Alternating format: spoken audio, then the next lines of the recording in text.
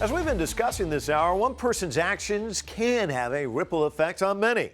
For earthscape artist Andres Amador, his connection to the world around him is the driving force for his art. He creates very temporary, geometric art pieces on sand. And even though the art washes away with the tide, his work is memorialized through photographs and video. His art has found a following in San Francisco and around the world on social media. But for Andres, the most important aspect of his art is being in the moment as he creates it.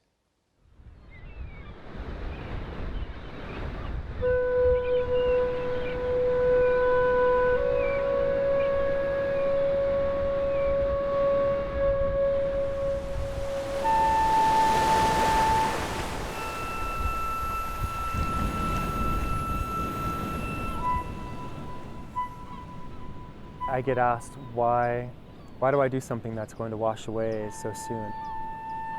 Life is not going to last. Nothing we will do will last. And so the question becomes, why do anything? Like what's the enduring value of anything that we do?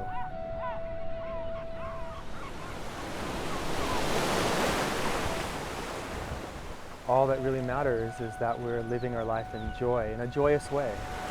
And if we can fill our lives as much as possible with the things that give us energy, that we're excited to engage, where we feel that we're invigorated and our soul shines even brighter, then it's like we ought to be doing that. That's like, why wouldn't you do that, even if it's going to wash away?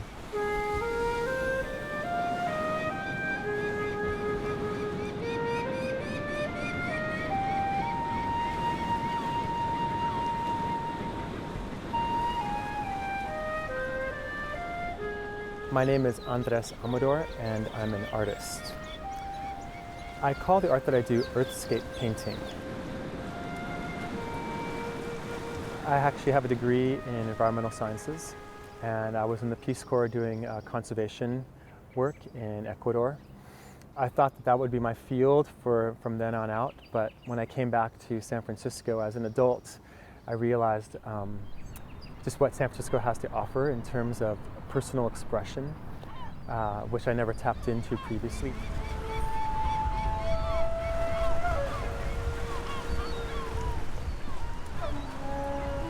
And I delved into the realm of creative expression. So that's been the path that I've been on. But while doing that, the influence keeps creeping in of the world around me, and more the natural world. I derive so much inspiration from nature. In doing this art, I have become much more connected to the cycles of nature, and then that has continued to move in my life in bigger ways.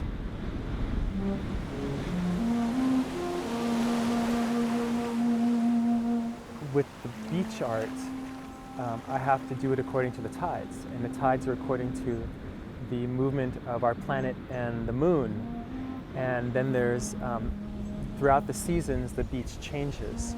And now that I'm doing this at a more full-time level, I'm actually planning out the entire year of the tides. And so now really my life is revolving around the tides. So I'm much more connected to the world around me than I ever have before.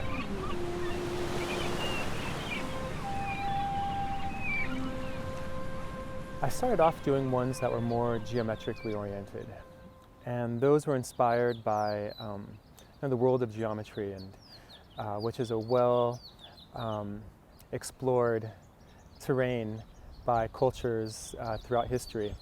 So I was inspired by ancient architecture, and among my studies were crop circles, which I would say are the most direct connection to the early art that I did.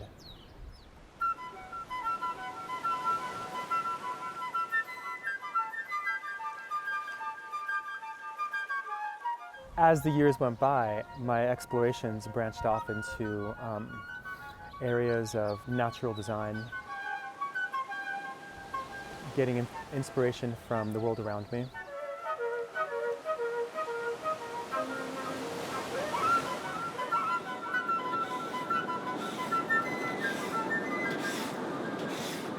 This is that stylistic thing of, it's like just this top edge got chopped, but this edge stays. But that top edge, this is the top edge, that's the side. Well, this is the side. I'm gonna cut off the very top piece. Yeah, take off that one. Reason. There is a kinship that I feel with the many traditions around the world that create art where the process is the focus, and when the product is done, they sweep it away. It's meant to be destroyed in some fashion because the end result is not the goal. For many years I was creating sculptural work, and my garage is filled with these sculptures. And I have all this stuff, and I don't know what to do with this stuff, but with this I take photos, but I can let all of it go, and there's a big lesson in that. For many years I had this anxiety that what was I doing to contribute to the world? I wasn't alleviating hunger, or I wasn't solving problems of world peace, or I'm not protecting the animals. And there's a part of me that feels so sensitive to the world around us that it's almost as though I had to retreat from the empathy that I was feeling with the suffering that occurs in nature and in people.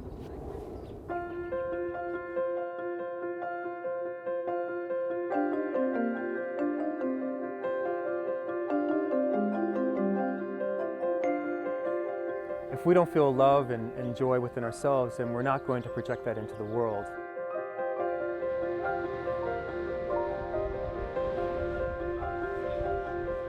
The art that I did today, it's going to be washed away, it's not going to last, but through my own experience of happiness, everyone who watched feels happy.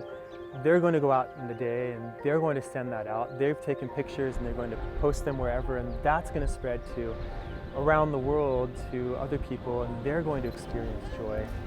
And the image might inspire something, and a little bit of impact would occur where I really do feel that it has this kind of ongoing cumulative quality of just kind of shifting the consciousness.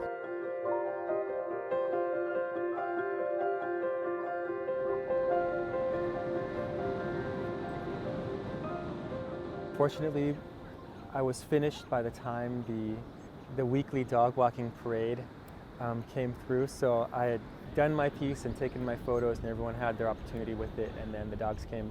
So it was actually kind of fun that they were there. It's kind of goofy, very random, and they don't know what's going on. The people down there probably have no clue what they're on.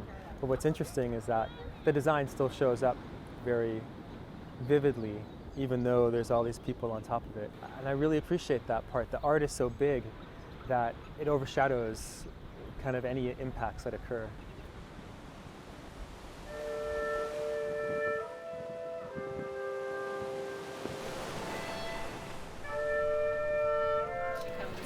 Your jacket's kind of like what I did today. I know. Very similar, huh? Yeah. If we can live in a world where we're all radiating, even when we're feeling bad, and even when times are tough, if we can be in that place of looking for how to increase our radiance, to do the things that have us feeling joyful, that would be amazing. I feel blessed to be able to send that message out.